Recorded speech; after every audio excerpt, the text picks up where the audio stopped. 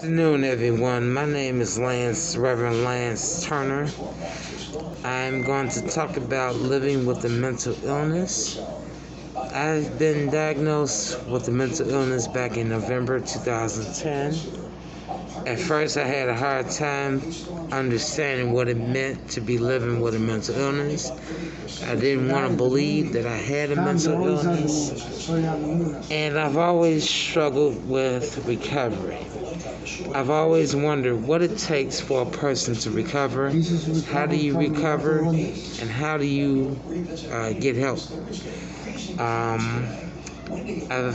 got diagnosed with a bipolar 1 disorder, and in getting diagnosed with a bipolar 1 disorder, I struggled with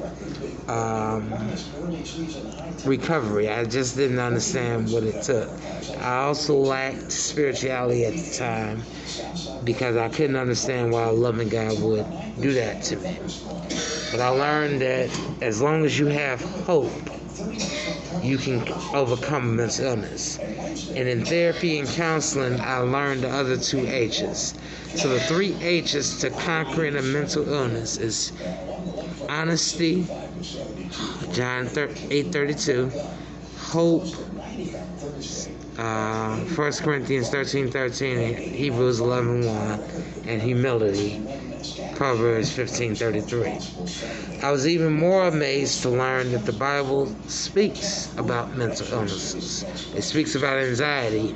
We learned that fear and worry is a combination of anxiety, and from Matthew 6:25-34.